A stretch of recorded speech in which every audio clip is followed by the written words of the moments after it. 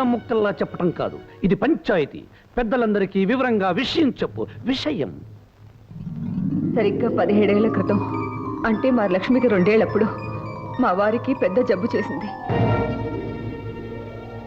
ఆయన్ని పరీక్షించిన సిద్ధాంతి గారు పరిస్థితి చాలా ప్రమాదంగా ఉందని, ఆయన ఏ వైద్యం రక్షించలేదని, వెంటనే ఇంట్లో ఏదైనా శుభకార్యం జరిగితే తప్ప ఆయన నాకు దక్కరని చెప్పారు.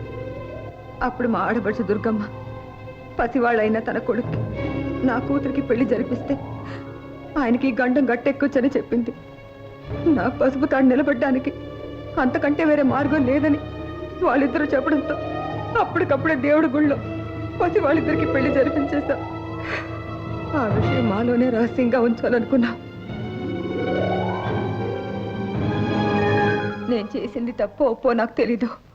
కాకపోతే ఒక ఆడదానిగా నా పసుపు కుంకుమలు నిలబెట్టుకోవాలని అప్పుడు ఆ పని చేశానండి.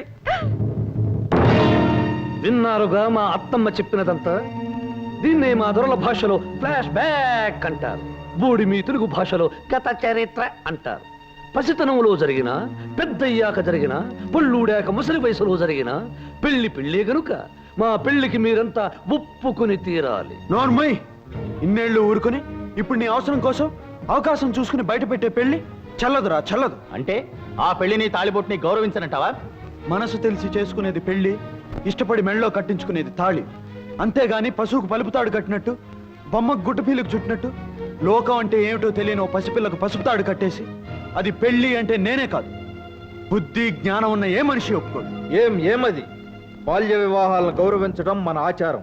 అనురాగంతో పెనవేసుకుని కలిసిపోయిన 2 మనసుల్ని విడదీయటం ఆచారం కాదు, దురాచారం.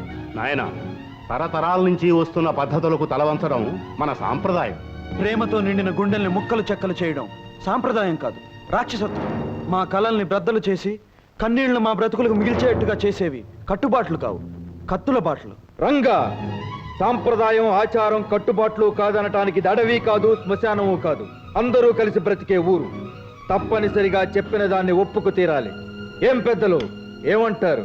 అవును రంగా, వివాహం ఎప్పుడు ఎవరితో జరిగినా ఒప్పుకు తెరవలసిందే. రాయుడు గారి కూతురు రత్తమ్మ 6 నెలల్లో జరిగిన పెళ్లికి ఒప్పుకుని కాపురం చేయటం లేదు.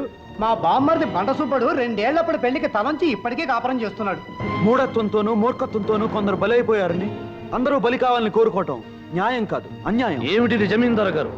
నిప్పు తుక్కిన కోతిల కుప్పిగంతులు వేసే వాళ్ళను ఊరుకోబెట్టడం కాదుగా ఈ పంచాయతీ ప్రోగ్రాం. తొందరగా తీర్పు చెప్పండి. ఎన్నో ఏళ్లుగా పాటించే పద్ధతులను ముందు